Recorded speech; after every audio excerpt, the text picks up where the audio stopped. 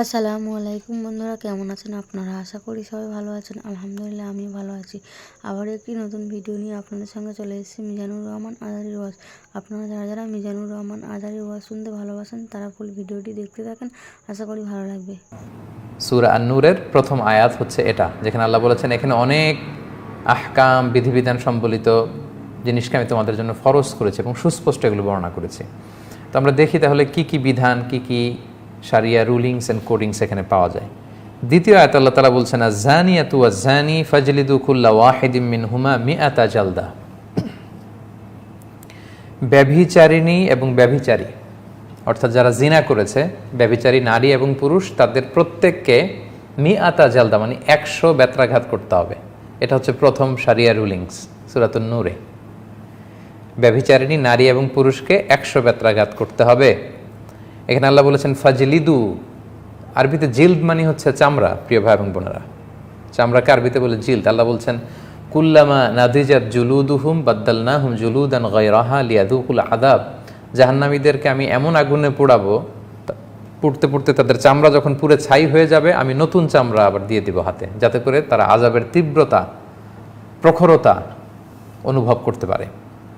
তো তাহলে জিলদ মানে চামড়া। আল্লাহ বলছেন ফাজলিদু, যারা এই ব্যভিচার করেছে, জিনা করেছে, তারা যদি অবিবাহিত হয়ে থাকে তাহলে নারী পুরুষ উভয়কে মিআতা জালদা 100 বেত্রাঘাত দাও। এমন না যে 100 বেত্রাঘাত ভাগ করে 50-50, না, প্রত্যেককে আলাদা ইন্ডিভিজুয়ালি 100 বেত্রাঘাত দাও।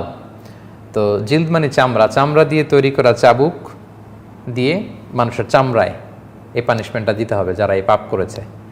তার মানে বোঝা গেল এটা দিয়ে আবার গোশতে আঘাত করা যাবে না বা হাড্ডিতে আঘাত করা যাবে না, চামড়ার উপরে এই শাস্তিটা প্রয়োগ করতে হবে। এরপর আল্লাহ বলছেন ওয়ালা তাআখুযকুম বিহিমা রাফাতুন ফি দীনিল্লাহ, আল্লাহর এই দ্বীনের আহকাম বিধান বাস্তবায়নে তোমাদের আবার যেন মায়া পেয়ে না বসে যে কিভাবে 100টা বাড়ি মারবো, সে তো কাঁদবে, চিৎকার করবে। বিধানটা কিন্তু আল্লাহর, এটা খেয়াল রাখতে হবে। আমরা আমাদের নিজেদের যত ভালোবাসি তার চেয়ে আল্লাহ আমাদের বেশি ভালোবাসেন। তো আমাদের মনে যেন আবার মায়া পেয়ে না বসে। ইনকুম কুনতুম মিনুনা বিল্লাহি ওয়াল ইয়াউমিল আখির, তোমরা যদি আল্লাহ বিশ্বাসী হও, আখিরাতে বিশ্বাসী হও, তাহলে তাদেরকে শাস্তি প্রয়োগে তোমাদের হৃদয়ে যেন কোনো কোমলতা না আসে, কারণ এটা বিধানটা আল্লাহর। ওয়াল ইয়াশহাদা আযাবাহুমা তাইফাতুম মিনাল মুমিনিন, আর এই পানিশমেন্ট যে দেয়া হচ্ছে, এই শাস্তি, এটা ঘরে ঢুকিয়ে দিলে হবে না, এটা মানুষের সামনে দিতে হবে, বাজারে, ওপেন প্লেসে, ওপেনলি দিতে হবে। হয়তো সম্মানিত সম্ভ্রান্ত বংশের কোনো ছেলে বা মেয়ে ব্যভিচারে ধরা পড়েছে, এখানে পার্শিয়ালিটি করা চলবে না, যেহেতু আল্লাহর আইন। ইসলামী রাষ্ট্র ব্যবস্থা থাকলে কিন্তু এটাই হতো, হাজারো মানুষের সামনে এই শাস্তির বন্দোবস্ত করা হতো। ফলে পরে এই পাপের দিকে যাওয়ার সাহসী কেউ পেত না। ইসলাম পাপের সব রাস্তাকে এইভাবেই বন্ধ করতে চায়। তো এটা লুকিয়ে দেয়া যায় না, ঘরের ভেতরে 2-4 জনের সামনে না, এটা হাজার হাজার মানুষ দেখবে, যাতে করে পাপী অপদস্থ হয় এবং অন্যান্যরা এখান থেকে ওয়ার্নিং পায়, সতর্ক হয়। সম্মানিত ভাইয়েরা, তাহলে দ্বিতীয় আয়াতেই আমরা সূরা নূরে একটা রুলিংস পেয়ে গেলাম, যেটা আমরা বলছিলাম যে অনেক রুলিংস এখানে আছে। এখানে ফর্নিকেশনের কথা বলা হয়েছে, অর্থাৎ অবিবাহিত কোনো নারী পুরুষ যদি ব্যভিচার করে তাদের শাস্তি হচ্ছে 100 ল্যাশেস, 100 বেত্রাঘাত। আর বিবাহিত যদি কেউ করে তাহলে তাদের শাস্তি হচ্ছে প্রস্তরাঘাতে মৃত্যুদণ্ড, যদি 4 জন সাক্ষী এখানে থাকে, প্রত্যক্ষ সাক্ষী। তো সাধারণত প্রত্যক্ষ সাক্ষী তো পাওয়ার কথা না, কারণ কেউ যদি এরকম পাপে লিপ্ত হয় তারা সেফটি, সিকিউরিটি এবং নিজেদেরকে হাইড করেই তারা এই পাপ কাজ করবে। ফলে সাক্ষীর মাধ্যমে আসলে এটা পাওয়া যায় না, আনলেস তারা যদি অ্যাকনলেজ না করে। তো বিবাহিতদেরকে এত ডেথ পেনাল্টি, অবিবাহিতদেরকে 100 বেত্রাঘাতের কারণ হচ্ছে বিবাহিতদের তো পবিত্রভাবে হালাল পন্থায় যৌন ডিজায়ার এটা ফুলফিল করার সুযোগ আছে, তারপরেও কেন তুমি পরকীয়া করে এই পাপ সম্পর্কে জড়ালে, তাই এই শাস্তিটা ভয়ঙ্কর। আর যদি অ্যাডাল্টারি না হয়ে ফর্নিকেশন হয়, অর্থাৎ সূরা নূরের দ্বিতীয় আয়াতে বেসিকলি ফর্নিকেশনের কথাই বলা হচ্ছে যে অবিবাহিত নারী পুরুষ যদি এই পাপ কাজে জড়িত হয়, লোক চক্ষুর সামনে খুব নির্দয়ভাবে তাদেরকে এই 100 বেত্রাঘাত করতে হবে, যাতে করে সমাজে এই পাপের দিকে কেউ আর পা না বাড়ায়। So now the question arises যে ইসলাম এই ব্যাপারে এত কঠোর কেন? একটা প্রাপ্তবয়স্ক ছেলে এবং মেয়ে তারা যদি মিউচুয়াল কনসেন্টের মাধ্যমে অর্থাৎ পারস্পরিক সম্মতি নিয়ে লিভ টুগেদার করে, একসাথে থাকে, দৈহিক সম্পর্কে জড়ায়, সো হোয়াটস ইউর প্রবলেম? ইসলামের সমস্যাটা কোথায়? এই প্রশ্ন আমরা প্রায় শুনি। সম্মানিত শুধু এই প্রশ্নগুলো হচ্ছে যারা নফসের পূজারী, যারা নিজেদের ডিজায়ারের পূজা করে, এগুলো তাদের প্রশ্ন। কিন্তু আপনি যদি প্রকৃত অর্থে মানব কল্যাণের কথা ভাবেন, একটা সিস্টেমেটিক সামাজিক রীতিনীতির কথা ভাবেন, তাহলে আপনি বুঝতে পারবেন যে এই কথার মধ্যে কত সমস্যা লুকিয়ে আছে। তারা প্রায়ই বলে যে আমি তার সাথে, একটা নারী একটা পুরুষের সাথে মিউচুয়ালি তারা লিভ টুগেদার করেছে, একসাথে থেকেছে, তাতে ইসলামের সমস্যা কোথায়? আপনি যদি কোরআনের লেন্স দিয়ে এটা দেখেন তাহলে দেখবেন যে এখানে অনেক সমস্যা আছে। কারণ ইসলাম আমাদেরকে একটা কল্যাণ রাষ্ট্রের কথা বলে। এখানে এত সমস্যা যেটা এই স্বল্প পরিসরে আমি আপনাদেরকে শেয়ার করতে পারবো না। আমি একটা হিন্টস আপনাদের সাথে শেয়ার করি। সম্মানিত শুধু এই বিবাহ ছাড়া, বিবাহ বহির্ভূত এই হারাম সম্পর্ক, ব্যভিচার, পরকীয়া, এই গার্লফ্রেন্ড বয়ফ্রেন্ড সম্পর্ককে ইসলাম নাকচ করেছে কেন? এর কারণ হচ্ছে, আমি যদি বাংলাদেশ পার্সপেক্টিভে যদি বলি, বাংলাদেশের পত্রপত্রিকাতে প্রায় দেখা যায় যে ঢাকা মেডিকেল কলেজের এই ডাস্টবিনে মৃত বা জীবিত নবজাতক বাচ্চা পাওয়া যায়। জীবিত কখনো কখনো নবজাতক বাচ্চার লাশ। কিভাবে আসলো এটা? নিশ্চয়ই কোনো নারী এটা এখানে ফেলে দিয়ে গিয়েছে, এই বাচ্চার মা, এবং এটা তাদের পাপের ফসল, অর্থাৎ অবৈধ সম্পর্কের ফসল। তো এই যে বাচ্চাটা এখন বেড়ে উঠবে, তার বাবা কে, তার মা কে, তার ভবিষ্যৎ কি? আমরা আমাদের নিজেদের কোনো এনজয়মেন্টের জন্য তো আমরা অন্য কারো রাইটসকে ভায়োলেট করতে পারি না। এই যে একটা ছোট্ট বাচ্চা, এই বাচ্চার দায়িত্ব কে নেবে? সে কেন ইয়াতিম হয়ে অরফেনেজে কেন সে বড় হবে? প্রতিটা মানুষের মাতৃ স্নেহ, পিতৃ স্নেহ, পারিবারিক যে ভালোবাসা, এটার মধ্য দিয়ে বেড়ে ওঠার কি অধিকার নেই? কিন্তু প্রায় দেখবেন যে আমরা পত্রিকায় দেখি যে নবজাতকের লাশ পাওয়া যায়, কখনো নবজাতক ফুটফুটে বাচ্চা জীবিত আছে পাওয়া যায়, এবং তাদের বাবা নেই, তাদের মা নেই। তো ওই বাচ্চার জীবনকে এভাবে ধ্বংস করার অধিকার কিন্তু আমাদের নেই। তার রাইটসকে আমরা ভায়োলেট করছি, এটা হচ্ছে একটা সমস্যা। 2 নম্বর সমস্যা হচ্ছে ইসলাম লিনিয়েজ প্রিজার্ভেশনকে খুব গুরুত্ব দেয়, অর্থাৎ বংশ পরিক্রমা। এই যে ডাস্টবিনে পাওয়া ছোট বাচ্চাটা যদি কোনো অরফেনেজেও বড় হয়, তার বাবাকে কেউ জানে না, তার মাকে কেউ জানে না। আমি আমার বাবা, দাদা, পরদাদা, আমার পূর্বপুরুষের জেনেটিক্যাল ইনহেরিটেন্স নিয়ে বড় হয়েছি। আই হ্যাভ এ হিস্ট্রি, আমার একটা হিস্ট্রি আছে, আমার বাবা আছে, আমার দাদা আছে, আমার পরদাদা আছে, তাদের জেনেটিক্যাল সব ক্যারেক্টারিস্টিক্স আমার মধ্যে আছে। আমাকে যখন কেউ বিয়ে করবে তখন তারা চেক করবে যে সে ছেলেটা কোন বংশের, তার বাবা কি করে, দাদা কি করে, এটা জানার অধিকার মেয়ে পক্ষের আছে। আবার একটা মেয়ে, তাকে যখন আমি বিয়ে করব, তার বাবাকে, দাদাকে, পূর্বপুরুষকে, তার হিস্ট্রি কি, এটা জানার অধিকার আমার আছে। কিন্তু এই যে বাবা মা ছাড়া এই যে সন্তান জন্মগ্রহণ করলো, they don't have any history, their history is missing. তার বাবাকে আমরা জানি না, মাকে জানি না, তার জেনেটিক্যাল ইনহেরিটেন্স সম্পর্কে আমাদের কিছুই জানা নাই। এটা হচ্ছে ফাসাদ। এইভাবে সমাজে আমরা এই পাপ কাজের মধ্য দিয়ে ফাসাদ সৃষ্টি করছি। কিন্তু তাদের প্রশ্ন কীরকম ছিল দেখেন, তারা প্রশ্ন করেছে, আমি রাজি, ওই মেয়ে রাজি, পারস্পরিক সম্মতি, মিউচুয়াল কনসেন্ট নিয়ে আমরা মেলামেশা করলে তোমাদের সমস্যা কি, ইসলামের সমস্যা কি? Hair is the problem dear brothers and sisters. এই জায়গাটাতে সমস্যা। ইসলাম লিনিয়েজকে প্রিজার্ভ করে, ইসলাম হিউম্যান রাইটসকে নিশ্চিত করে, এবং ইসলাম বিয়ের মাধ্যমে একটা পবিত্র সম্পর্কে জড়াতে আমাদেরকে উৎসাহিত করে। প্রিয় সুধী, বিয়েতে দায়িত্বশীলতা আছে, বিয়ের মধ্যে সামাজিকতা আছে, বিয়ের মধ্যে পবিত্র ভালোবাসার বন্ধন আছে। কিন্তু এই যে বিবাহ বহির্ভূত এই জিনা, ব্যভিচার, এর মধ্যে কি এগুলো আছে? কিছুই নেই। তাহলে সামাজিক এই যে আদি ভালোবাসার প্রকৃতি, আদি দাম্পত্য জীবনের যে পদ্ধতি, যেটা আদম আলাইহিস সালাম থেকে শুরু করে আসছে, সমাজের এই প্রতিষ্ঠিত প্রাকৃতিক পদ্ধতিকে তারা ধ্বংস করে দিচ্ছে। এইভাবে আপনি যদি চিন্তা করেন, অনেক ধরনের সমস্যা আছে এই ব্যভিচারের ফলে, সুদূর প্রসারে এই সমস্যাগুলো দ্বারা। এজন্য ইসলাম এই জিনাকে, ব্যভিচারকে একটা কগনিজেবল অফেন্স, অর্থাৎ রাষ্ট্রের হস্তক্ষেপযোগ্য একটা অপরাধ হিসেবে কনসিডার করে। আই রিপিট, প্রিয় ভাই এবং বোনেরা, ইসলামী রাষ্ট্র এই ব্যভিচারকে কগনিজেবল অফেন্স, অর্থাৎ এটা হচ্ছে রাষ্ট্রের হস্তক্ষেপযোগ্য একটা অফেন্স, অপরাধ, যেটা রাষ্ট্র এটাকে শাস্তি দিতে পারে। এবং সেজন্য আল্লাহ তাআলা শাস্তি বাতলিয়ে দিয়েছেন যে আয-যানিয়াতু ওয়াজ-যানি ফাজলিদু কুল্লা ওয়াহিদিম মিনহুমা মিআতা জালদা। তবে এটা খেয়াল রাখতে হবে যে এটা আপনি এই শাস্তি দিবেন না। আপনি দেখেছেন পাপ করেছে, আপনি শাস্তি দেওয়ার কেউ নন। It's not your business. এটা দিবে ইসলামী রাষ্ট্র। ইসলামী রাষ্ট্র যদি থাকে, এবং সেক্ষেত্রে 4 জন সাক্ষীর কথা বলা হয়েছে প্রিয় ভাই এবং বোনেরা, এই ব্যাপারটা কিন্তু খুবই সেন্সিটিভ। 4 জন মিলে দেখেছে যে 2 জন নারী পুরুষ এক ঘরের ভিতরে ঢুকেছে, না কিছুই প্রমাণিত হয় না। দেখেছেন যে তারা নেকেড হয়েছে, না কিছু প্রমাণিত হয় না। আরও কিছু দেখেছেন, প্রমাণিত হয় না। ইসলাম বলে একটা সুরমাদানি থেকে সুরমাদানির ভেতরে ঢুকিয়ে ঢুকিয়ে সুরমা নেওয়া হচ্ছে, ইন অ্যান্ড আউট করা হচ্ছে সুরমাদানি থেকে। এরকম প্রত্যক্ষদর্শী যদি 4 জন পাওয়া যায় এবং তারা যদি কোর্টে এসে সাক্ষী দেয়, তাদের আলাদা আলাদা উইটনেস নেওয়া হয়, প্রত্যেকের কথা যদি মিলে তাহলে শাস্তি দেওয়া হবে। আর তা না হলে তাদের প্রত্যেককে 80 বেত দেওয়া হবে। আপনি চাইলেই কারো ব্যাপারে এরকম অপবাদ ছড়াতে পারেন না। সত্যিও যদি কেউ ব্যভিচারে লিপ্ত হয় আর 4 জন সাক্ষী পাওয়া না যায়, ইসলামী রাষ্ট্র কিন্তু তাদেরকে শাস্তি দিবে না, কারণ এটা অনেক বড় একটা পানিশমেন্ট প্রিয় ভাই এবং বোনেরা। 3 নম্বর আয়াতে আল্লাহ তাআলা বলছেন আয-যানি লা ইয়ানকিহু ইল্লা যানিয়াতান আও মুশরিকা। একজন ব্যভিচারী পুরুষ ব্যভিচারী নারী কিংবা মুশরিক নারী ছাড়া কাউকে বিয়ে করবে না। ওয়াজ-যানিয়াতু লা ইয়ানকিহুহা ইল্লা যানিন আও মুশরিক, ব্যভিচারিণী নারী ব্যভিচারকারী পুরুষ বা মুশরিক ছাড়া কাউকে বিয়ে করবে না। কারণ হুররিমা যালিকা আলাল মুমিনিন, এই জিনাকে আল্লাহ তাআলা বিশ্বাসীদের জন্য হারাম করেছেন।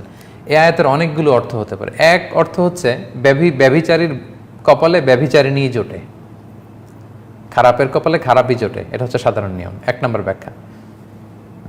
2 নম্বর ব্যাখ্যা হচ্ছে এই ব্যভিচার, বিবাহ বহির্ভূত সম্পর্ক, বিবাহ বহির্ভূত দৈহিক সম্পর্ক, ফিজিক্যাল রিলেশন, এটা এতটাই পাপের কাজ, ধমক হিসেবে এটা বলা হয়েছে। 3 নম্বর ব্যাখ্যা হচ্ছে এটা একটা স্পেসিফিক ঘটনার আলোকে নাজিল হয়েছে। এটা এক বেশ্যা নারীকে এক সাহাবী বিয়ে করতে চেয়েছিলেন। রাসূল সাল্লাল্লাহু আলাইহি ওয়াসাল্লাম বললেন, না, তুমি বিশ্বাসী পবিত্র মানুষ, তুমি কেন তাকে বিয়ে করবে? তাকে বিয়ে করবে তার মতো একজন পুরুষ। এই প্রসঙ্গে আল্লাহ তাআলা আয়াতটি নাজিল করেছেন। 4 নম্বর আয়াতে আল্লাহ তাআলা বলছেন ওয়াল্লাযীনা ইয়ারমুনাল মুহসানাতি সুম্মা লাম ইয়াতু বিআরবাআতি শুহাদা ফাজলিদুহুম 80 জালদা। যেটার একটা হিন্টস একটু আগে আমি দিয়েছি যে কোনো পবিত্রা নারী অথবা বিবাহিতা নারী, তাদেরকে যদি কেউ স্ল্যান্ডারিং করে, অর্থাৎ অপবাদ দেয়, ব্যভিচারের অপবাদ দেয়, এবং অপবাদ দিয়ে তার সাথে আরও 3 জন, মোট 4 জন উইটনেস যদি হাজির করতে না পারে, তখন তাদেরকে 80 বেত দাও। এটা হচ্ছে আরেকটা লিগ্যাল রুলিং। তাহলে প্রথমে আমরা জানলাম অবিবাহিত নারী পুরুষ ব্যভিচারে লিপ্ত হলে 100 বেত। আর এখন আরেকটা রুলিং জানলাম যে কেউ যদি কোনো নারী বা পুরুষের বিরুদ্ধে অপবাদ দেয় আর তার কথার পক্ষে 4 জন সাক্ষী হাজির করতে না পারে, তখন তাকে 80 বেত দিতে হবে। ব্যাপারটা খুব ভয়ঙ্কর। সো ইসলামী রাষ্ট্র আসলে আমাদেরকে গোয়েন্দাগিরি করতে শেখায় না, আমাদের নৈতিক উন্নতি, আমাদের আত্মশুদ্ধি, আমাদের জীবনে শুদ্ধাচার আনয়নের মাধ্যমে আমাদেরকে পবিত্র ভালো মানুষ বানাতে চায়। এজন্য এরকম পাপ কাজ যদি আমার চোখে পড়েও যায়, আমি এটা বলতে পারবো না, কারণ আমি আরও 4 জন পাবো কোথায়? 4 জনকে নিয়ে সাক্ষী জোগাড় করবো কিভাবে? এবং এমন যদি হয় যে 4 জন আমরা সরাসরি দেখেছি, কোর্টে সাক্ষী হবে আলাদা আলাদা, আমার কথার সাথে আরেকজনের কথা না মিললে তখন কোর্ট বলবে তোমরা মিথ্যাবাদী, আমাকে 80 বেত আমার পিঠে নিতে হবে। সো এই জন্য কেউ যাতে অন্যের পিছনে লেগে না থাকে এবং এগুলো যাতে বলাবলি করে না বেড়ায়, আল্লাহ তাআলা সতর্ক করে বলেছেন যে কেউ যদি কাউকে অপবাদ দেয় এবং তার পক্ষে 4 সাক্ষী আনতে না পারলে 80 বেত দাও, এবং ওয়ালা তাকবালু লাহুম শাহাদাতান আবাদা, তাদের সাক্ষী কখনো গ্রহণ করো না, তারা সাক্ষী দেওয়ার কোয়ালিটি হারিয়েছে। ওয়া উলাইকা হুমুল ফাসিকুন, কারণ তারা পাপাচারী। ইল্লাল্লাযীনা তাবু মিন বা'দি যালিকা ওয়া আসলাহু, তবে পরে যদি কেউ তওবা করে ফিরে আসে এবং নিজেদেরকে সংশোধন করে নেয়, ফা ইন্নাল্লাহা গফুরুর রহিম, তখন আল্লাহ তাআলা ক্ষমাশীল, তিনি মেহেরবান। অর্থাৎ অপবাদের কারণে কেউ 80 বেত খেলো ইসলামী রাষ্ট্রে, কিন্তু পরে আবার এত পরহেজগার মুত্তাকি হয়েছে যে সে যে একজন ভালো মানুষ, সৎ মানুষ, সমাজে এটা প্রতিষ্ঠিত, তখন আবার তার সাক্ষী নেওয়া যাবে বলে স্কলাররা মতামত দিয়েছেন। তাহলে সম্মানিত সুধী, এখানে ইসলামী রুলিংসের একটা ধারা পরম্পরা আছে, একটার পর একটা যাচ্ছে, সো আমাদেরকে কানেক্ট করতে হবে। এই পর্যায়ে এসে আমরা জানলাম অপবাদ যদি দেয় কেউ, 4 জন সাক্ষী হাজির যদি করতে না পারে, তার পিঠে 80 বেত দেওয়া হবে। তো রাসূলুল্লাহ সাল্লাল্লাহু আলাইহি ওয়াসাল্লামের সময়কালে এক সাহাবী, ওনার নাম হচ্ছে হেলাল ইবনে উমাইয়া, উনি একবার দেখলেন যে ওনার স্ত্রীর সাথে আরেকজন পরপুরুষ ব্যভিচার করছে। তো এই অবস্থায় একজন স্বামী, গায়রাত সম্পন্ন স্বামী যার আত্মসম্মান বোধ আছে, সে যদি তার স্ত্রীকে অন্য পুরুষের সাথে মেলামেশা করতে দেখে একেবারে ঘনিষ্ঠভাবে, তো তখন তো সে আরও 3 জন সাক্ষী খুঁজতে যাবে না, অন্য কাউকে তো সে এটা দেখাবে না, এটাই তো স্বাভাবিক। তিনি অত্যন্ত মর্মাহত হলেন, রাসূল সাল্লাল্লাহু আলাইহি ওয়াসাল্লামের কাছে যেয়ে বললেন, ইয়া রাসূলুল্লাহ, আশেপাশে অনেক সাহাবারাও ছিল, ইয়া রাসূলুল্লাহ, আমি আমার স্ত্রীকে দেখেছি আরেক পুরুষের সাথে ব্যভিচার করতে, আপনি এটার বিচার করেন। রাসূল সাল্লাল্লাহু আলাইহি ওয়াসাল্লাম বললেন, না, বিচার তো করবো না, বরং তুমি 3 জন সাক্ষী নিয়ে আসো, তো তুমি সহ 4 জন হতে হবে, তখন বিচার করবো। উনি বললেন, ইয়া রাসূলুল্লাহ, আমি আমার স্ত্রীকে ব্যভিচারে লিপ্ত অবস্থায় দেখে আরও 3 জনকে ডেকে আনবো? রাসূল সাল্লাল্লাহু আলাইহি ওয়াসাল্লাম বললেন, আমার তো কিছু করার নেই হেলাল, কারণ আল্লাহ তাআলা আয়াত তাই নাজিল করেছেন, আল বাইগিনা, হয় উইটনেস আনবে, দলিল আনবে, ওয়া ইল্লা হাদ্দুন ফি তাহরিক, অথবা তোমার পিঠে 80 বেত দেওয়া হবে। তার স্ত্রীকে জিজ্ঞেস করা হলো, তুমি কি করেছো? সে বলল, না, আমি করিনি। রাসূল সাল্লাল্লাহু আলাইহি ওয়াসাল্লাম বললেন, আল বাইগিনা ওয়া ইল্লা হাদ্দুন ফি তাহরিক, হয় দলিল নয় তোমাকে 80 বেত। তিনি কেঁদে কেঁদে বললেন, ইয়া রাসূলুল্লাহ, এটা জেনে রাখেন, আমি আল্লাহর কসম করে বলছি, আমি সত্যবাদী, আমি সত্য বলছি, এবং এই 80 বেত আমার পিঠে দেয়া লাগবে না, এর আগে নিশ্চয়ই আল্লাহ তাআলা আমাকে বাঁচাবেন। সুবহানাল্লাহি ওয়া বিহামদিহি। এরপর পরে আল্লাহ তাআলা লিআনের আয়াত নাজিল করলেন। আল্লাহ তাআলা তিনি লিআনের আয়াত নাজিল করে দিলেন। লিআন হচ্ছে শুধু স্বামী স্ত্রীর সাথে সম্পৃক্ত। স্ত্রী যদি দেখে স্বামী অপকর্ম করছে, স্বামী যদি দেখে স্ত্রী অপকর্ম করছে, তারা তো আর অন্য সাক্ষী নিয়ে সেগুলো দেখাবেন, এটা তো লজ্জাকর বিষয়। তো সেক্ষেত্রে তারা ইসলামিক কোর্টের কাছে গেলে ইসলামিক কোর্ট তাদেরকে জিজ্ঞেস করবে যেটা করেছে কিনা। তারা যদি অস্বীকার করে, তখন যে বাদী ছিল তাকে বলবে, 4 বার তুমি একাই সাক্ষী দাও, তোমার আর 4 জন লাগবে না। সে 4 বার সাক্ষী দিবে, 5ম বারে বলবে, আমি মিথ্যাবাদী হলে আমার উপর আল্লাহ লানত। স্ত্রীকেও তাই বলা হবে, 4 বার সাক্ষী দাও যে আমি পাপ কাজ করিনি, আমি মিথ্যাবাদী হলে আমার উপর লানত। এইভাবে লেআন মানে একে অপরকে লানত করবে, এবং ইসলামিক কোর্ট তাদের এই বিবাহ সম্পর্ককে সেপারেট করে দিবে। তাহলে যদি স্বামী স্ত্রী হয়, সেক্ষেত্রে আল্লাহ তাআলা স্পেশাল একটি বিধান এখানে নাজিল করলেন। তো এই আয়াত নাজিলের মধ্য দিয়ে হিলাল ইবনে উমাইয়া রাদিয়াল্লাহু তাআলা আনহুর পিঠ কিন্তু বেঁচে গেল, ওনাকে আর 80 বেত দেওয়া হলো না, তাদেরকে সেপারেট করে দেওয়া হলো। এবং এই মহিলা গর্ভবতী ছিল। রাসূল সাল্লাল্লাহু আলাইহি ওয়াসাল্লাম বললেন, দেখো তো এই বাচ্চা যদি এমন হয় তাহলে এটা হেলালের, না হলে অন্য কারো। দেখা গেল যে না, রাসূল সাল্লাল্লাহু আলাইহি ওয়াসাল্লাম যেই সিম্বল বলেছেন তাতে করে বোঝা যাচ্ছে যে এটা হেলাল রাদিয়াল্লাহু তাআলা আনহার বাচ্চা ছিল না, নারী আসলেই ব্যভিচারিণী ছিল। রাসূল সাল্লাল্লাহু আলাইহি ওয়াসাল্লাম বললেন যে যদি কোরআনের আয়াত নাজিল না হতো তাহলে সত্যি আমি খুব মর্মন্তুদ শাস্তি এই নারীকে দিতাম। এই ব্যাপারগুলো খুব চমৎকারভাবে কয়েকটি আয়াতে আল্লাহ তাআলা বলছেন, আমি আপনাদেরকে শোনাচ্ছি। আল্লাহ তাআলা বলছেন, ওয়াল্লাযীনা ইয়ারমুনা আজওয়াজাহুম ওয়া লাম ইয়াকুন লাহুম শুহাদা, কেউ যদি তাদের স্ত্রীদের ব্যাপারে অপবাদ দেয় ব্যভিচারের, কিন্তু সাক্ষী না থাকে, ইল্লা আনফুসুহুম, তারা নিজেরা ছাড়া, ফাশাহাদাতু আহাদিহিম আরবাউ শাহাদাতিন বিল্লাহ, তখন তাদের একজনের সাক্ষী 4 জনের সাক্ষীর স্থলাভিষিক্ত হবে, এবং সে বলবে যে ইন্নাহু লামিনাস সাদিকিন, 4 বার সাক্ষী দিয়ে বলবে যে আল্লাহর শপথ, আমি সত্য বলছি, আমি দেখেছি। ওয়াল খামিসাতু আন্না লা'নাতুল্লাহি আলাইহি ইন কানা মিনাল কাযিবিন, 5ম বার বলবে আমি মিথ্যাবাদী হলে আল্লাহর লানত আমার উপর। ওয়া ইয়াদরাউ আনহাল আযাবা আন তাশহাদা আরবা'a শাহাদাতিন বিল্লাহ, এরপর তার স্ত্রী সাক্ষী দিবে 4 বার যে না, আমি এই পাপ কাজ করিনি, ফলে স্ত্রীও শাস্তি থেকে বেঁচে যাবে, যেহেতু কেউই স্বীকার করছে না। ইসলামিক কোর্ট তাদের সেপারেশন ছাড়ার কোনো সুযোগ এখানে নেই। আরবা'a শাহাদাতিন বিল্লাহি ইন্নাহু লামিনাস সাদিকিন লামিনাল কাযিবিন, সে বলবে আমার স্বামী মিথ্যা বলেছে। ওয়াল খামিসাতু আন্না গাদাবাল্লাহি আলাইহা ইন কানা মিনাস সাদিকিন, 5ম বার বলবে আমি যদি মিথ্যাবাদী হই তাহলে আল্লাহর গজব আমার উপর। এইভাবে সেপারেট করে দেয়া হবে। এরপর আল্লাহ তাআলা বলছেন, ওয়ালাউলা ফাদলুল্লাহি আলাইকুম ওয়া রাহমাতুহু, আল্লাহর দয়া এবং অনুগ্রহ যদি তোমাদের উপর না থাকতো তাহলে তোমরা অচিরেই ধ্বংস হয়ে যেতে।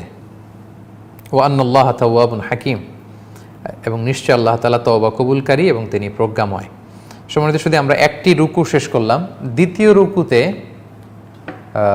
ইফকের ঘটনা বর্ণনা করা হয়েছে।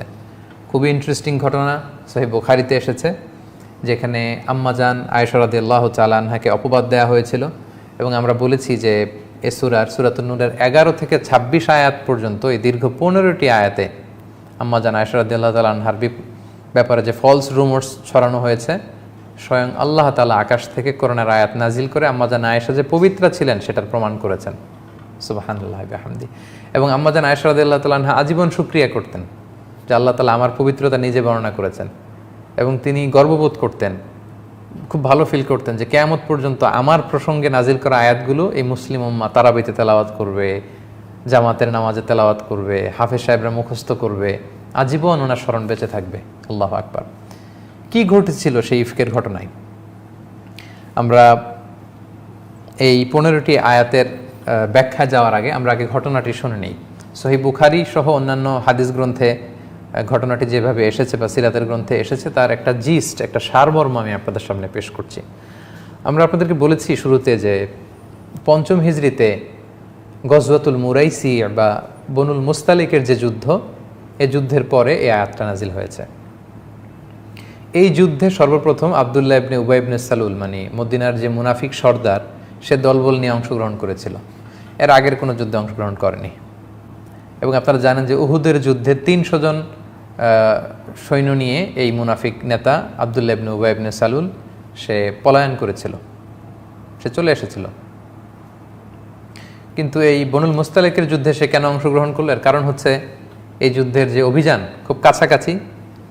কারণ বনুল মুস্তালিক তারা জেদ্দার পাশে মুরাইসি নামে একটা ঝর্ণা ছিল, সেই জেদ্দা এবং রাগেবের পাশে, এই ঝর্ণার আশেপাশে মরুভূমির পাশে অবস্থান করা জনগোষ্ঠীর নামই হচ্ছে মূলত বনুল মুস্তালিক।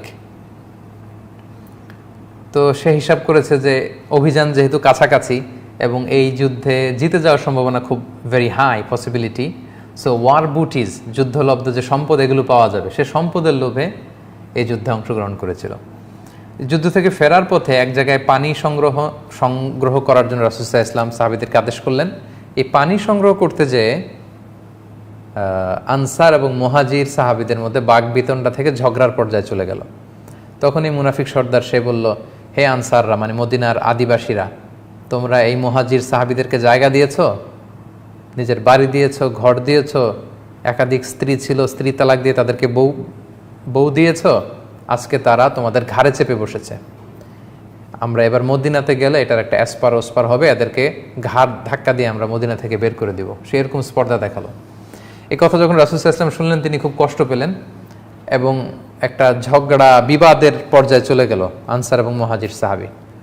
তখন রাসূল সাল্লাল্লাহু আলাইহি ওয়াসাল্লাম ভাবলেন যে আমি যদি সফরের মাঝখানে কাফেলাতে প্রায় ব্রেক দেই, তখন লোকজন বিশ্রামের সুযোগ পাবে আর এটা নিয়ে আরো ঝগড়া বাড়াবে। রাসূল সাল্লাল্লাহু আলাইহি ওয়াসাল্লাম বললেন, না, থামাথামি নেই, লেটস মুভ টু মদিনা, চলো মদিনায় যেতে থাকি। মদিনায় পৌঁছার কিছু আগে রাসূল সাল্লাল্লাহু আলাইহি ওয়াসাল্লাম একটা শর্ট ব্রেক দিলেন। সম্মানিত সুধী, এই ঘটনাটি খুব মনোযোগ দিয়ে আপনাদেরকে শুনতে হবে, তাহলে আপনারা এই 15 আয়াতের, যেটা আমি একটু পরে শুরু করব, এটা আপনারা কানেক্ট করতে পারবেন, মিলাতে পারবেন। রাসূল সাল্লাল্লাহু আলাইহি ওয়াসাল্লাম একটা শর্ট ব্রেক দিলেন, তারপর আবার কাফেলা ছোটালেন। সাধারণত রাসূল সাল্লাল্লাহু আলাইহি ওয়াসাল্লাম সফরে এত শর্ট ব্রেক দেন না, আরও সময় দেন বিশ্রামের, ঘুমানোর।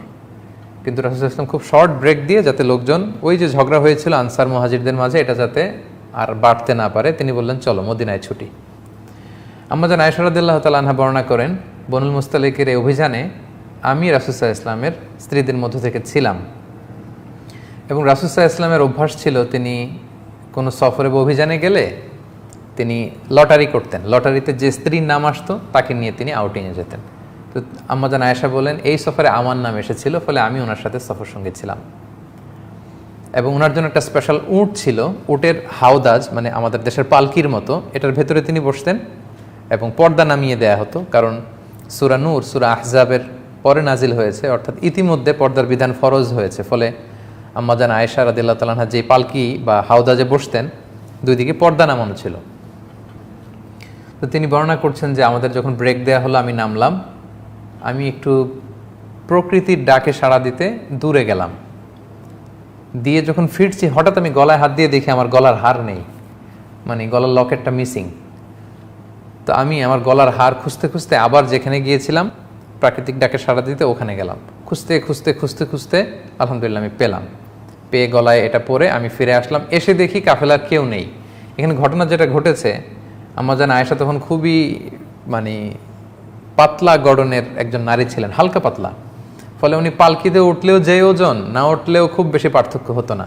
ফলে পালকির যেহেতু পর্দা নামানো ছিল, যে সাহাবারা এই পালকি বা হাওদাজ ওটের উপরে রাখবে, তারা ভাবছে ভিতরে হয়তো আম্মা জান আয়েশা বসে আছেন। সুবহানাল্লাহ, তারা এই পালকি বা হাওদাজ নিয়ে ওটার উপর বেঁধে দিয়েছে, পুরো কাফেলা রওনা হয়েছে মদিনার দিকে। এখন আম্মাজান আয়েশা রাদিয়াল্লাহু তাআলা আনহা তিনি এসে দেখে ইন্না লিল্লাহি, এখানে তো কেউ নাই, সবাই তো চলে গেছে।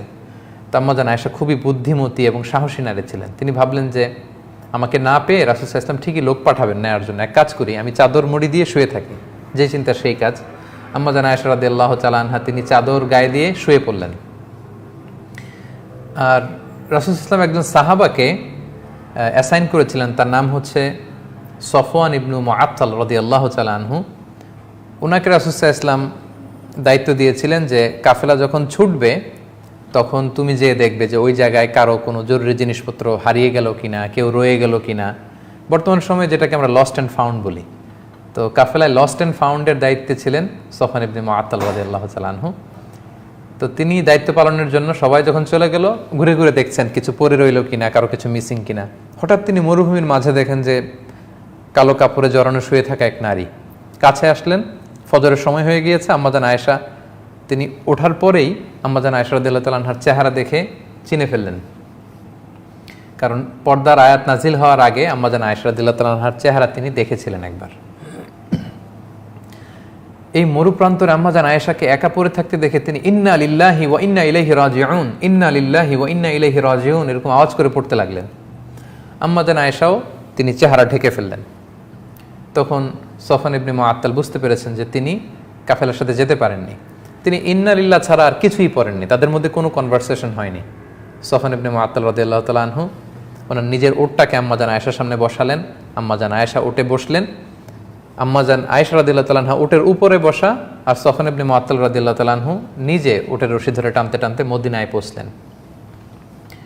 ইতিমধ্যে যখন মদিনায় পৌঁছার পরে রাসূল সাল্লাল্লাহু আলাইহি ওয়াসাল্লাম সবাই জানতে পারলো আম্মাজান আয়েশা নেই, তিনি মিসিং। তখন মুনাফিক সর্দার আব্দুল্লাহ ইবনে উবাই ইবনে সালুল, এই দুষ্ট লোকটা, সে এই স্ল্যান্ডারিং শুরু করলো, রুমর ছড়াতে লাগলো। সে বলল, দেখো তিনি তোমাদের কাছে নবী সেজে বসে আছেন, আর তার স্ত্রী আয়েশা সেই সফওয়ানের সাথে নিশ্চয়ই পরকীয়ার সম্পর্ক ছিল, ফলে তারা মরুভূমিতে রাত কাটিয়েছে, তারা সেখানে ফষ্টি নষ্টি করেছে, অপকর্ম করেছে, নাউযুবিল্লাহ ওয়াল ইয়াযু বিল্লাহ। এটা ছড়াতে লাগলো এবং এই কথা এক কান দুই কান করতে করতে পুরো মদিনায় ছড়ায় গেল। আম্মাজান আয়েশা পৌঁছলেন, তিনি কিন্তু এই কথা কিছুই জানলেন না। আম্মাজান আয়েশা রাদিয়াল্লাহু তাআলা আনহা তিনি মদিনায় পৌঁছার পরই প্রচণ্ড জ্বরে আক্রান্ত হলেন, প্রচণ্ড জ্বর।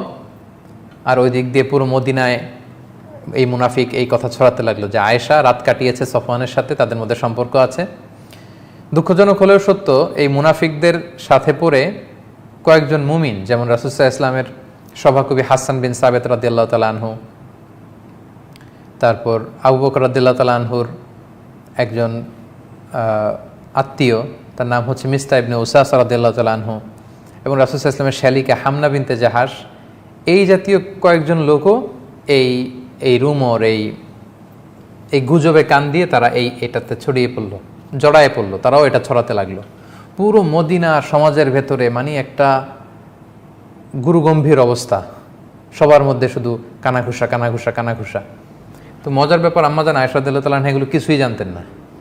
তিনি আল্লাহওয়ালা নারী, বাসায় এসে জ্বরে আক্রান্ত, চিকিৎসা নিচ্ছেন, আল্লাহর কাছে দোয়া করতেছেন, তিনি এগুলো কিছুই জানেন না। কিন্তু আম্মাজান আয়েশা এটা টের পেলেন যে রাসূল সাল্লাল্লাহু আলাইহি ওয়াসাল্লাম আগে যে ভালোবাসা দেখাতেন, এই ভালোবাসার এখন দেখান না। শুধু ঘরে আসলে সালাম দেন, কেমন আছো জিজ্ঞেস করেন, এতটুকুই। তিনি একদিন বললেন, ইয়া রাসূলুল্লাহ, আমি অসুস্থ, আমি আমার বাপের বাড়িতে যাব। রাসূল বললেন, যাও। তিনি গেলেন, তখনও জানেন না। বাপের বাড়িতে একদিন নারীদের সাথে করে তিনি মরুভূমিতে প্রাকৃতিক ডাকে সাড়া দিতে যাবেন, তখন একজন তাকে বলল যে আয়েশা, তোমার নামে তো মদিনার সোসাইটিতে এই কথা ছড়াচ্ছে। ওই প্রথম আম্মাজান আয়েশা রাদিয়াল্লাহু তাআলা আনহা শুনে তিনি আকাশ থেকে যেন পড়লেন। তিনি যতটুকু অসুস্থ ছিলেন এটা শুনে মানসিকভাবে আরও অসুস্থ হয়ে পড়লেন। তিনি বলেন যে কাঁদতে কাঁদতে যেন আমার চোখের পানি শেষ হয়ে গেল, যে আমাকে নিয়ে সমাজে এত বাজে কথা হচ্ছে। ঘরে ফিরে আসলেন, আর রাসূল সাল্লাল্লাহু আলাইহি ওয়াসাল্লাম খুব বিব্রতকর পরিস্থিতিতে পড়লেন, কারণ ওনার স্ত্রী, উনি একজন নবীর স্ত্রীর ব্যাপারে, আমাদের আম্মাজান আয়েশা রাদিয়াল্লাহু তাআলা আনহার ব্যাপারে এমন কথা ছড়াচ্ছে, আর আল্লাহ তাআলাও কিছু জানাচ্ছেন না। রাসূল সাল্লাল্লাহু আলাইহি ওয়াসাল্লাম জনে জন জিজ্ঞেস করলেন যে আলী, তুমি কি মনে করো, আয়েশা কি এটা করবে? আলী রাদিয়াল্লাহু বলেন, আমি তো ওনাকে ভালোই জানি, তবে এত চিন্তিত হওয়ার কারণ নেই রাসূলুল্লাহ, প্রয়োজনে আপনি আরেকটা বিয়ে করবেন। আয়েশা রাদিয়াল্লাহু তাআলা আনহার দাসীকে জিজ্ঞেস করলেন, তুমি আয়েশাকে কেমন দেখেছো, সে কি এই কাজ করবে? সে বলল, আয়েশাকে তো আমি ভালো ছাড়া কোনো খারাপ জিনিস দেখিনি ইয়া রাসূলুল্লাহ তার মধ্যে। তবে মাঝে মাঝে আটার খামির বানাতে দিলে দেখতাম যে আয়েশা ঘুমিয়ে পড়েছে, বিড়াল এসে খামির খেয়ে ফেলেছে, এতটুকু দোষই আমি পাই, এর চেয়ে কোনো দোষ তো পাই না। তো রাসূল সাল্লাল্লাহু আলাইহি ওয়াসাল্লাম আয়েশা রাদিয়াল্লাহু তাআলা আনহার ব্যাপারে কোনো বাজে নেগেটিভ রিভিউ তিনি পেলেন না। রাসূল সাল্লাল্লাহু আলাইহি ওয়াসাল্লাম যখন দেখলেন যে 1 মাস হয়ে গেল মদিনাতে কানাঘুষা, কোনো আয়াত নাজিল হচ্ছে না, আর আব্দুল্লাহ ইবনে উবাই ইবনে সালুল একটা সুযোগও পেয়ে গিয়েছে, তিনি আবু বকর রাদিয়াল্লাহু তাআলা আনহুর ঘরে গেলেন এবং যে আয়েশাকে ডেকে বললেন, আয়েশা, তুমি যদি সত্যিই কোনো পাপ করে থাকো আল্লাহর কাছে ক্ষমা চাও, আল্লাহ তো ক্ষমাশীল। আম্মা জান আয়েশা এই কথা শুনে আরও কষ্ট পেলেন। তিনি রাসূল সাল্লাল্লাহু আলাইহি ওয়াসাল্লামের প্রশ্নের উত্তর দিলেন না, বললেন, বাবা আপনি উত্তর দিন আমার পক্ষ থেকে। মাকে বললেন যে মা আপনি বলেন। তারা বলল যে আমরা কি বলবো রাসূল সাল্লাল্লাহু আলাইহি ওয়াসাল্লামকে। তখন আম্মা জান আয়েশা বলেন যে আমি যে পুত পবিত্রা নারী, আমি যে কোনো পাপ কাজ করিনি, এটা পৃথিবীর কেউ না জানলেও আমার আল্লাহ জানে, আল্লাহ তাআলা নিশ্চয়ই আমার পবিত্রতা ঘোষণা করবেন। কিছুক্ষণ পর রাসূল সাল্লাল্লাহু আলাইহি ওয়াসাল্লাম একটু গম্ভীর হয়ে বসেছিলেন, হঠাৎ তিনি চোখ খুলে খুব খোশ মেজাজ নিয়ে বলতে লাগলেন, আয়েশা আল্লাহ শুকরিয়া করো, আল্লাহ তাআলা তোমার পবিত্রতা বর্ণনা করে আয়াত নাজিল করেছেন। তখন আয়েশা রাদিয়াল্লাহু তাআলা আনহার মা বললেন, আয়েশা তুমি বিশ্বনবীর কাছে যাও, থ্যাঙ্কস জানাও, শুকরিয়া করো, কারণ আল্লাহ তাআলা তোমার পবিত্রতা বর্ণনা করেছেন, তুমি যে নিষ্পাপ এটা আল্লাহ কোরআনের আয়াত দিয়ে জানিয়ে দিয়েছেন। আম্মা জান আয়েশা বললেন, আমি রাসূল সাল্লাল্লাহু আলাইহি ওয়াসাল্লামের প্রশংসা কেন করব, তিনি তো আমাকে বিশ্বাস করেননি, বা তিনি তো আমার পবিত্রতা ঘোষণা করেননি। আমার পবিত্রতা যিনি ঘোষণা করেছেন যে সত্তা মহান আল্লাহ রাব্বুল ইজ্জা, আমি তার প্রশংসা করছি, আল্লাহু আকবার। রাসূল সাল্লাল্লাহু আলাইহি ওয়াসাল্লাম তখন এই আয়াত মসজিদে নববীতে গিয়ে সবাইকে জানিয়ে দিলেন এবং বললেন, যারা এই পাপ কাজের সাথে জড়িত তাদেরকে আশীর্বাদ দাও, কারণ আমার আয়েশা পবিত্রা, নিষ্কলুষ, তার চরিত্রে কোনো কালিমা লেপন করার সুযোগ নেই। আল্লাহ তাআলা আরশের উপর থেকে আয়াত নাজিল করে আম্মাজান আয়েশা রাদিয়াল্লাহু তাআলা আনহার পবিত্রতা ঘোষণা করেছেন। তো যেহেতু যারা যারা জড়িয়ে পড়েছিল তাদেরকে আশীর্বাদ দেয়া হলো। সম্মানিত সুধী, এই ছিল পুরো ঘটনা। এই ঘটনাটাকে আল্লাহ তাআলা সূরাতুন নূরের 11 নম্বর আয়াত থেকে 26 নম্বর আয়াত পর্যন্ত তিনি বলেছেন। আমরা এটা কন্টিনিউ করব এবং এই ঘটনাটার প্রসঙ্গে যে আয়াতগুলো এসেছে এগুলো বলে আজকের লাইট আপন লাইট সিরিজের প্রথম পর্ব আমরা শেষ করবো ইনশাআল্লাহ। সম্মানিত শুধু আপনারা পুরো ঘটনাটা জানলেন, এবার দেখি যে এই ঘটনাটাকে আল্লাহ কিভাবে উপস্থাপন করেছেন এবং আম্মা জান আয়েশা রাদিয়াল্লাহু তাআলা আনহাকে অপবাদ দেওয়াটা যে আল্লাহর কাছে কত বড় ছিল, আল্লাহ তাআলা যে কত নাখোশ হয়েছেন এবং মদিনাতে সাহাবারা কেন এটা নিয়ে কানাঘুষা করলো, কেন আম্মা জান আয়েশার পক্ষ নিল না, কেন আম্মা জান আয়েশাকে ডিফেন্ড করলো না, এ ব্যাপারে আল্লাহ তাআলা অনেক ধমক দিয়েছেন আয়াতগুলোতে, হুঁশিয়ারি দিয়েছেন, ওয়ার্নিং দিয়েছেন এবং সাহাবাদেরকে ভর্ৎসনা করে আমাদেরকে এই মেসেজটাই আল্লাহ তাআলা দিতে চেয়েছেন যে কারোর ব্যাপারে কিছু শুনেই ওই রুমর তোমরা গুজবে কান দিবে না, আগে সত্যতা যাচাই করে নিবে। আর কারোর ব্যাপারে কোনো একটা পাপের কথা, মন্দ কথা শুনলে আমাদের কেন এত ইন্টারেস্ট থাকবে, যে ব্যাপারে আমার কোনো, ইটস নট মাই বিজনেস, এখানে আমার কোনো সম্পৃক্ততা নেই। আমরা যদি এই অ্যাটিটিউড বিলং করি, বেসিক্যালি আল্লাহ তাআলা এই আয়াতগুলোর মধ্য দিয়ে এই শিক্ষাটাই দিচ্ছেন। প্রিয় সুধী, তাহলে আসুন আমরা দেখি 11 নম্বর আয়াত থেকে আল্লাহ তাআলা আমাদেরকে কি জানাতে চাচ্ছেন। আল্লাহ তাআলা বলছেন, ইন্নাল্লাযীনা জাউ বিল ইফকি উসবাতুম মিনকুম। আয়েশা রাদিয়াল্লাহু তাআলা আনহার ব্যাপারে যে মিথ্যা অপবাদ ছড়ানো হলো, এই পুরো ঘটনাটাকে আরবিতে ইফক বলা হয়। ইফক মানে মিথ্যা কিছু বলা, হাদিসুল ইফক, ইফকের ঘটনা বলা হয়। আল্লাহ বলছেন যে যারা এই মিথ্যা অপবাদের ঘটনা নিয়ে এসেছে তারা তোমাদের মধ্য থেকেই একটা দল, মানে মুনাফিক দল। লা তাহসাবুহু শাররাল লাকুম, তোমরা এই ব্যাপারটাকে একেবারে খারাপ মনে করো না, বাল হুয়া খায়রুল লাকুম, ইন এ সেন্স এটা একদিক থেকে তোমাদের জন্য ভালো যে আম্মা জান আয়েশা যে একজন মহিয়সী নারী, এটা আল্লাহ তাআলা প্রমাণ করে দিয়েছেন।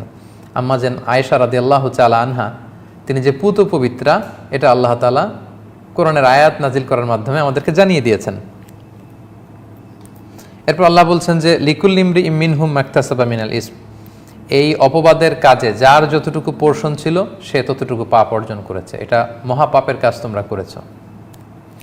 ওয়াল্লাযী তাওয়াল্লা কিবরাহু, আর এই প্রোপাগান্ডায় যে লিড দিয়েছে, বলুন তো দেখি কে লিড দিয়েছিল এই প্রোপাগান্ডায়? মনে আছে আপনাদের তার নাম? জি, আপনারা ঠিকই ধারণা করেছেন, তিনি হচ্ছে মুনাফিক সর্দার আব্দুল্লাহ ইবনে উবাই ইবনে সালুল। আল্লাহ তাআলা তার কথা এখানে বলছেন যে এই প্রোপাগান্ডায় যে লিড দিয়েছে, লাহু আযাবুন আযীম, তার জন্য কঠিন শাস্তি অপেক্ষা করছে। কঠিন শাস্তি তার জন্য অপেক্ষা করছে। লাউলা ইজ সামি'তুমুহু যান্নাল মুমিনুনা ওয়াল মুমিনাতু বিআনফুসিহিম খায়রা। আল্লাহ বলছেন যখন তোমরা আয়েশার ব্যাপারে এটা শুনলে, তোমরা বিশ্বাসী নারী পুরুষরা নিজেদের ব্যাপারে ভালো ধারণা কেন করলে না? আল্লাহ প্রশ্ন করছেন, আয়েশার মতো একজন পবিত্র নারী, তোমাদের মা উম্মুল মুমিনিন, তোমাদের নবীর স্ত্রী, তার ব্যাপারে শুনে তাকে ডিফেন্ড করলে না কেন? তার ব্যাপারে সুধারণা পোষণ করলে না কেন? আল্লাহ কেমন যেন ধমক দিচ্ছেন। ওয়াকালু হাদা ইফকুম মুবিন, আর কেন বলতে পারলে না যে এটা সুস্পষ্ট মিথ্যাচার? কেন বললে না এটা?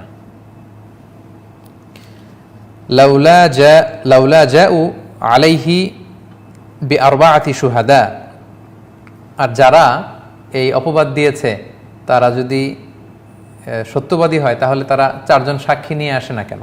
তোমরা সাক্ষী নিয়ে আসো, পারলে 4 জন সাক্ষী আনবে কোত্থেকে? এটা তো পুরা নির্জলা মিথ্যা কথা, ডাহা মিথ্যা।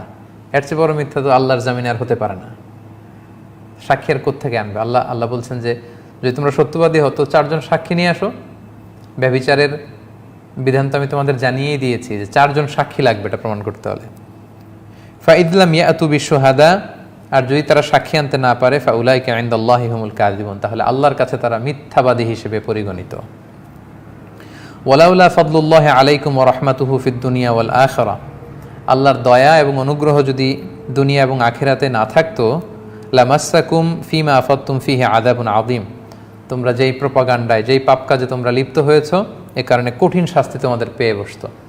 আল্লাহ বোঝাতে চাইলেন আমি অনেক জাতিকে, আদ জাতিকে, সামুদ জাতিকে, কওমে লুতকে ধ্বংস করে দিয়েছি এই দুনিয়াতেই, কিন্তু বিশ্বনবীর দোয়ার কারণে এই উম্মতের মধ্যে পাপ কাজ হলে আমি সাথে সাথেই ধ্বংস করি না, এটার আযাব আমি আখিরাতের জন্য রেখে দেই। সো তোমরা মদিনার সমাজকে যেভাবে কলুষিত করে ফেলেছিলে এই রুমর ছড়িয়ে একজন মহিষী নারীর বিরুদ্ধে, আল্লাহর দয়া আর অনুগ্রহ না থাকলে ওই রকম শাস্তি তোমাদের উপরে চেপে বসতো। ইদ তালাক্কাউনাহু বিআলসিনাতিকুম, যখন তোমরা তোমাদের মুখ দিয়ে এটা ছড়াচ্ছিলে, ওয়া তাকুলুনা বিআফওয়াহিকুম, এবং তোমরা তোমাদের মুখ দিয়ে বলছিলে এমন কথা, মা লাইসা লাকুম বিহি ইলম, যেটার পক্ষে তোমাদের কোনো দলিল নেই, জ্ঞান নেই। ওই গভীর রাতে আম্মাজান আয়েশা কি ওনাকে উনি মিসিং ছিল, ওনাকে নিয়ে আসার জন্য সফওয়ান গিয়েছে নাকি সম্পর্ক ছিল, এগুলো কিছুই তো তোমরা জানো না। কেন তোমরা কুধারণা করলে? এ ব্যাপারে তো তোমাদের কোনো জ্ঞান নেই। ওয়া তাহসাবুনাহু হাইয়িনা ওয়া হুয়া ইনদাল্লাহি আযীম, তোমরা ব্যাপারটাকে খুব ইজি মনে করেছো। সুবহানাল্লাহ। প্রিয় ভাইরা, যারা আরবি বুঝেন, আরবি ভাষার জ্ঞান যাদের আছে, তারা মানে বুঝতে পারবেন যে কত সুইট, কত চমৎকার অল্প কথায় মানে আল্লাহ তাআলা এই এক্সপ্রেশনটা দিয়েছেন যে তাহসাবুনাহু হাইয়িনা, তোমরা এটাকে ইজি ম্যাটার মনে করো, ওয়া হুয়া ইনদাল্লাহি আযীম, খবরদার এটা আল্লাহর কাছে অনেক বড় ব্যাপার। একজন নারীর সম্মান, একজন নারীর সামাজিক স্ট্যাটাস, এটা নিয়ে তোমরা ছিনিমিনি খেলবে যে কিনা আমার নবীর স্ত্রী, এটা it's not a easy matter. তাহসাবুনাহু হাইয়িনা, তোমরা সহজ মনে করেছো আর 1 মাস যাবত এটা নিয়ে কানাঘুষা করেছো, মজা নিয়েছো। জেনে রাখো ওয়া হুয়া ইনদাল্লাহি আযীম, আল্লাহর কাছে এটা ছোট্ট কোনো ব্যাপার নয়, এটা আল্লাহ তাআলার কাছে অনেক বড় একটা ব্যাপার। তোমাদের কাছে ছোট হতে পারে, আল্লাহ তাআলার কাছে এটা অনেক অনেক বড় একটা ব্যাপার। ওয়ালাউলা ইয সামি'তুমুহু কুলতুম মা ইয়াকুনু লানা আন নাতাকাল্লামা বিহাদা। প্রিয় শুধু খেয়াল করে দেখেন, আল্লাহ অল্প কথায় বললেই হতো যে তোমরা ভুল করেছো, এটা মিথ্যা, আয়েশা পবিত্র না। আল্লাহ অল্প কথায় ক্ষান্ত হচ্ছেন না, নানা এক্সপ্রেশন দিয়ে নানাভাবে বোঝাতে চাচ্ছেন যে মদিনার সমাজে যারা বিশ্বাসী, রাসূল সাল্লাল্লাহু আলাইহি ওয়াসাল্লামের সহযোগী, তাদের মধ্যে এরকম রুমর ছড়ানো, কানাঘুষা, এটা প্রত্যাশিত নয়। এবং এই আয়াতগুলোর মধ্য দিয়ে সাহাবাদের মধ্যকার এই ঘটে যাওয়া ঘটনা দিয়ে মূলত আমাদের এই একবিংশ শতাব্দীতে আমরা আমাদের সমাজকে কিভাবে সুন্দর রাখতে পারি সেই দিক নির্দেশনা কিন্তু আল্লাহ তাআলা দিয়েছেন, যে আমরা যেন অন্যের কোনো গোপন বিষয় নিয়ে নাক না গলায়। আমরা প্রায় সোশ্যাল মিডিয়ায় দেখি যে অমুক নেতার গোপন ভিডিও ফাঁস, অমুকের স্ক্যান্ডাল, অমুকের এইটা, অমুক নায়ক অমুক নায়িকার সাথে কি করেছে অমুক নেতা। It's none of our business dear brothers and sisters. প্রিয় ভাই এবং বোনেরা, এগুলো আমাদের বিশ্বাসীদের কাজ হতে পারে না। কার গোপন ভিডিও ফাঁস হলো এটা শেয়ার করা, লিঙ্ক চাওয়া। আমরা প্রায় দেখি যে তোমার কাছে লিঙ্ক আছে, লিঙ্ক দাও। What is this? এটা তো কোনো বিশ্বাসী নারী পুরুষের চরিত্র হতে পারে না প্রিয় ভাই এবং বোনেরা। এবং আল্লাহ তাআলা এই সেন্সটা যাতে আমাদের মধ্যে ডেভেলপ করে, বারবার তিনি এটাই বোঝাতে চাচ্ছেন। আল্লাহ বলছেন যে যখন তোমরা এই গুজব বা রুমর শুনলে তোমরা কেন বললে না যে আমাদের এ ব্যাপারে কথা বলা উচিত না, আমাদের আসলে কোনো কমেন্ট করা উচিত না, এমনটা কেন বললে না? সুবহানাকা হাযা বুহতানুন আযীম, সুবহানাল্লাহ, এটা তো সুস্পষ্ট মিথ্যাচার, এটা কেন বললে না? এই কথাটা বেসিক্যালি সুবহানাকা হাযা বুহতানুন আযীম, এটা আবু আইয়ুব আল আনসারী রাদিয়াল্লাহু তাআলা আনহুর একটা কথা। আমি ঘটনাটা যখন আপনাদের শোনাচ্ছিলাম তখন বলেছিলাম যে রাসূল সাল্লাল্লাহু আলাইহি ওয়াসাল্লাম অপারগ হয়ে কুল কিনারা না পেয়ে কোনো রাস্তা না দেখে জনে জনে জিজ্ঞেস করতেছিল যে ওমর, আয়েশাকে তুমি কেমন চেনো? আলী, আয়েশা কেমন, সে কি এটা করতে পারে? তো ঠিক তখন আবু আইয়ুব আল আনসারী রাদিয়াল্লাহু তাআলা আনহুকে রাসূল সাল্লাল্লাহু আলাইহি ওয়াসাল্লাম জিজ্ঞেস করেছিলেন যে আবু আইয়ুব, দেখো যে সবাই মদিনাতে এমন একটা ব্যাপার নিয়ে কানাঘুষা করছে যেটা আমার জন্য বিব্রতকর, তুমি কি আমাকে বলবে যে আয়েশাকে তুমি কেমন জানো? আয়েশা কেমন, কি মনে করো, সে কি এই কাজ করবে? আল্লাহ নবীর সাহাবী আবু আইয়ুব আল আনসারী রাদিয়াল্লাহু তাআলা আনহু তিনি বলেছিলেন যে ইয়া রাসূলুল্লাহ সুবহানাকা হাযা বুহতানুন আযীম, যে সুবহানাল্লাহ, ইয়া রাসূলুল্লাহ, আপনি কি বলেন? আপনার স্ত্রী আমাদের আম্মা জান আয়েশা রাদিয়াল্লাহু তাআলা আনহা, এটা কোশ্চিনকালে হতে পারে না, এটা ডাহা নির্জলা মিথ্যা কথা, এটা অপবাদ তার নামে। আবু আইয়ুব আল আনসারী রাদিয়াল্লাহু তাআলা আনহুর মুখ নিঃসৃত এই কথাটা আল্লাহর এত পছন্দ হয়েছে, আল্লাহ সরাসরি এই কথাটাকে কোট করে সূরা নূরের মধ্যে তুলে ধরেছেন। আল্লাহু আকবার, সুবহানাল্লাহি বিহামদি। আল্লাহ তাআলা আবু আইয়ুব আল আনসারী রাদিয়াল্লাহু তাআলা আনহুর কথাটাই কোট করেছেন যে তোমরা কেন এরকম বললে না যে সুবহানাকা হাযা বুহতানুন আযীম, আল্লাহ মহান, এটা তো সুস্পষ্ট অপবাদ, এরকম কেন বললে না? এরপর সবশেষে আল্লাহ বলছেন ইয়াইদুকুমুল্লাহু আন তাউদু লিমিসলিহি আবাদা ইন কুনতুম মুমিনিন, হে মুসলিম বিশ্ব, যদি তোমরা বিশ্বাসী হয়ে থাকো এরকম কাজ তোমরা আর কখনো পুনরাবৃত্তি করবে না। আল্লাহ তাআলা তোমাদের অর্ডার দিচ্ছেন বা উপদেশ দিচ্ছেন, এক্সপ্রেশনটা দেখেন যে আর কখনো যাতে, এবার যা হয়েছে হয়েছে, আমি আরশের অধিপতি আয়াত নাজিল করে আমার প্রিয় বান্দি আয়েশার পবিত্রতা বর্ণনা করেছি, এটার ফায়সালা জানিয়েছি, কিন্তু আর কখনো যাতে এরকম ঘটনা না ঘটে। ওয়ায়ুবাইয়িনুল্লাহু লাকুমুল আয়াত, আল্লাহ তাআলা তোমাদের জন্য তার আয়াতগুলোকে সুস্পষ্টভাবে বর্ণনা করেন। ওয়াল্লাহু আলিমুন হাকিম, আল্লাহ তাআলা তিনি মহাজ্ঞানী, তিনি প্রজ্ঞাময় বা প্রজ্ঞাবান। এরপর আল্লাহ তাআলা বলছেন ইন্নাল্লাযীনা ইউহিব্বুনা আন তাশিআল ফাহিশাতু ফিল্লাযীনা আমানু, যারা চায় যে বিশ্বাসীদের মধ্যে অশ্লীলতা ছড়িয়ে পড়ুক, লাহুম আযাবুন আলীম, তাদের জন্য রয়েছে কঠিন শাস্তি, ফিদ দুনিয়া ওয়াল আখিরা, দুনিয়াতেও আছে আখিরাতেও আছে।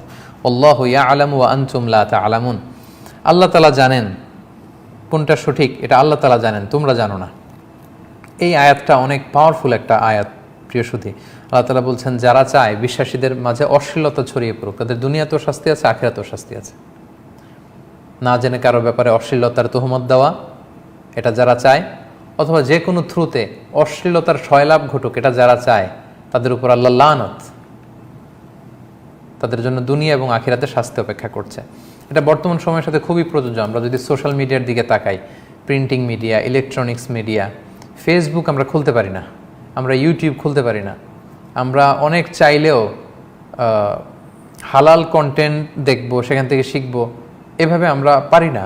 নানাভাবে অশ্লীলতা আমাদের চোখে ধরা পড়ে, আমাদের সামনে চলে আসে। তার মানে একজন আপ্রাণ চেষ্টা করে যাচ্ছে অশ্লীলতা থেকে দূরে থাকার, তারপরও সে পারছে না। কারণ কিছু লোক এই অশ্লীলতা এবং বেহায়াপনাকে সোশ্যাল মিডিয়ায়, ফেসবুকে, ইউটিউবে এমনভাবে ছড়িয়ে দিচ্ছে যেটা বিশ্বাসীদের ঈমান নষ্ট করছে, তাদের চরিত্র নষ্ট করছে। যারা এই কাজে অংশগ্রহণ করবে, যারা চায় যে অশ্লীলতা, অ্যাডাল্ট্রি, ফর্নিকেশন, লিভ টুগেদারের এই কালচার, এই বেহায়াপনা ছড়িয়ে পড়ুক, আল্লাহ সতর্ক করে দিয়ে বলছেন তাদের জন্য দুনিয়াতেও শাস্তি আছে, আখিরাতেও শাস্তি আছে। এবং আল্লাহ তাআলা জানেন, তোমরা জানো না। অর্থাৎ অনেকের মনে হতে পারে এটাতে আর কি সমস্যা, কিন্তু এটা যে কত সুদূর প্রসারী, এটা যে কিভাবে একটা সোশ্যাল অর্ডারকে ড্যামেজ করে দেয়, এটা যে কিভাবে আমাদের তরুণ নওজোয়ান যারা কর্ডোবা বিজয় করেছিল, যারা ফিলিস্তিন বিজয় করেছিল, যারা লক্ষ লক্ষ বর্গমাইল শাসন করেছিল, যারা আমাদের খেলাফতকে বিস্তৃত করেছিল, যে উসমানী খেলাফত প্রায় 600-700 বছর বিস্তীর্ণ ছিল, তাদের নাম শুনলে ইসলাম বিরোধীরা কাঁপত। এই নওজোয়ানদের মধ্যে আজকে ইসলামকে বিজয়ী শক্তি হিসেবে দেখার কোনো চেতনা নেই, প্রেরণা নেই। কারণ এই অশ্লীলতা, এই বেহায়াপনা তাদের সে চেতনা, তাদের স্পিরিটকে ধ্বংস করে দিয়েছে। সো ওয়াল্লাহু ইয়ালাম, আল্লাহ জানেন এটা সুদূর প্রসার, এটা কত দূর। ওয়া আনতুম লা তা'লাম, তোমরা জানো না, তোমরা মনে করো যে এটা খুব সিম্পল ম্যাটার। না, ওয়া হুয়া ইনদাল্লাহি আযীম, এটা আল্লাহর কাছে অনেক বড় ব্যাপার। এরপর আল্লাহ তাআলা বলছেন ওয়ালাউলা ফাদলুল্লাহি আলাইকুম ওয়া রাহমাতুহু, আল্লাহর দয়া এবং অনুগ্রহ যদি না থাকতো তোমাদের উপর, তাহলে কিন্তু আল্লাহর শাস্তি তোমাদেরকে পাকড়াও করতো। আল্লাহ সুযোগ দেন, ছাড় দেন, আল্লাহ সব সময় ধরে না, তিনি যখন পাকড়াও করেন, যখন তিনি ধরেন তখন তিনি ছাড়েন না। সো আল্লাহ তাআলার সেই পাকড়াও, সেই শাস্তির ভয় যেন আমরা করি। ও আন্নাল্লাহ রাউফুর রহিম, তবে কেউ যদি আবার এই পাপের পথ ছেড়ে দিয়ে সত্যের পথে আসে, কল্যাণের পথে আসে, পবিত্রতার পথে আসে, সমৃদ্ধির পথে আসে, আল্লাহ তাআলা তার প্রতি দয়াশীল, আল্লাহ তাআলা তার প্রতি মেহেরবান। সম্মানিত সুধী, আমরা সূরাতুন নূরের 20টি আয়াতের সংক্ষিপ্ত অনুবাদ, সংক্ষিপ্ত তাফসির এবং বর্তমান যুগের সাথে সম্পৃক্ত করে কিছু লাইফ লেসন বা ডিসকাশন আপনাদের সামনে উপস্থাপন করার চেষ্টা করেছি। আমি যদি সিম্পলি একটু রিভাইজ করি, তাহলে যারা পরে যুক্ত হয়েছেন তাদের জ্ঞাতার্থে আমি বলতে চাই যে সূরাতুন নূরের 1 থেকে 10 আয়াতে আল্লাহ কিছু লিগ্যাল রুলিংসের কথা বলেছেন, যেখানে তিনি বলেছেন যে punishment for rape, fornication, adultery কী শাস্তি হবে বলেছেন, অপবাদ দিলে কী শাস্তি হবে বলেছেন, এবং এগুলো প্রমাণ করতে হলে যেই উইটনেস লাগে এটা স্ট্যান্ডার্ডাইজেশন আল্লাহ জানিয়েছেন, এবং লিআন, স্বামী স্ত্রীর মধ্যে যদি এই ঝামেলা হয় কীভাবে ইসলামিক কোর্ট এটাকে সলিউশনের দিকে নিবে সেটা বলেছেন। এবং মোস্ট ইম্পর্টেন্টলি 11 থেকে 26 আয়াতে, যেটার 20 আয়াত পর্যন্ত আমরা আজকে কভার করেছি, সেখানে হাদিসুল ইফকের কথা আল্লাহ বলেছেন। বনুল মুস্তালিক যুদ্ধ থেকে বা গজওয়াতুল মুরাইসি থেকে ফেরার পথে আম্মাজান আয়েশা রাদিয়াল্লাহু তাআলা আনহার ব্যাপারে যে রুমর দেয়া হয়েছিল, যে অপবাদ দেয়া হয়েছিল, 1 মাস যাবৎ মদিনার সমাজে যে ক্যাওস তৈরি করেছিল, যে টেনশন তৈরি করেছিল, আল্লাহ তাআলা আকাশ থেকে আয়াত নাজিল করে আম্মাজান আয়েশার পুত পবিত্রতা বর্ণনা করেছেন, এবং এটার সোশ্যাল ইম্প্যাক্ট যে কত হাই, এটা কত দূর পর্যন্ত যেতে পারে সেটাও আল্লাহ তাআলা আমাদেরকে জানিয়েছেন। সম্মানিত শুধু আমরা 21 নম্বর আয়াত থেকে নেক্সট পর্বে বা নেক্সট এপিসোডে আমরা আলোচনা করব। যারা পরে যুক্ত হয়েছেন তাদের জন্য আবারও জানাচ্ছি যে লাইট আপন লাইট, জ্যোতির উপরে জ্যোতি, আলোর উপর আলো, নূরুন আলা নূর শিরোনামে আমরা 4 পর্বের কোরআনিক লাইফ সিরিজের প্রথম পর্ব আমরা শেষ করলাম। কোরআনের এই বাণী, কোরআনের এই মেসেজ ছড়িয়ে দেওয়ার স্বার্থে, গণমানুষের কাছে পৌঁছে দেওয়ার স্বার্থে আপনারা এই লাইভটি শেয়ার করবেন বলে আশা রাখি। আমরা যেন কোরআন নাজিলের এই মাসে বেশি বেশি কোরআনের সাথে নিজেদের সম্পর্ককে আরও বাড়াতে পারি, আমরা যেন কোরআনময় করে তুলতে পারি আমাদের এবারের রমাদান। এই প্রত্যাশায় আমরা আল্লাহ তাআলার কাছে করব। অনেক দিনই ভাই এবং বোনেরা আমাদের এই লাইভ সিরিজটিতে যুক্ত আছেন। আমি আবারও এক নজরে একটু চোখ বুলিয়ে নিচ্ছি। যারা আমাদের সাথে যুক্ত আছেন তাদের সবাইকে আবারও শুভেচ্ছা, অভিনন্দন এবং রমাদান মোবারক বলে আমি শেষ করছি, এবং দুঃখ প্রকাশ করছি কিছু টেকনিক্যাল প্রবলেম, কারিগরি ত্রুটির কারণে আমরা আজকে 10 মিনিট পরে শুরু করেছি। ইনশাআল্লাহ বিইذনিল্লাহ আগামী পর্বগুলো থেকে আমরা বাংলাদেশ সময় শার্পলি 10টাতে আমাদের দ্বিতীয় পর্ব শুরু করবো ইনশাআল্লাহ বিইذনিল্লাহ। সূরাতুন নূর, দ্য লাইট, আলোর নামে আল্লাহ তাআলা যে সূরা নাজিল করেছেন, লাইট আপন লাইট শিরোনামের কোরআনিক লাইফ সিরিজের দ্বিতীয় পর্বে আপনাদের সবাইকে আমন্ত্রণ জানিয়ে, আবারও রমাদানুল মোবারকের শুভেচ্ছা জানিয়ে আজকের প্রথম পর্ব আমরা এখানেই শেষ করছি। আল্লাহ তাআলা আপনাদের সবাইকে ভালো রাখুন, সুস্থ রাখুন, সুন্দর রাখুন। ইনশাআল্লাহ আগামী পর্বে আপনাদের সবার সাথে আবারও দেখা হচ্ছে। হাযা মা ইনদি ওয়াল ইলমু ইনদাল্লাহ আলাইহি তাওয়াক্কালতু ওয়া ইলাইহি উনীব। আসসালামু আলাইকুম ওয়া রাহমাতুল্লাহি তাআলা ওয়া বারাকাতুহু। ভিডিওটি ভালো লাগলে একটি লাইক, কমেন্ট ও শেয়ার করে পাশে থাকবেন বন্ধুরা। যারা যারা শেষ পর্যন্ত ভিডিওটি দেখেছেন তাদের জন্য অনেক অনেক ভালোবাসা থাকলো বন্ধুরা। আর নতুন নতুন ভিডিও পেতে চ্যানেলটিকে সাবস্ক্রাইব করে পাশে থাকবেন বন্ধুরা। ভালো থাকবেন, ধন্যবাদ।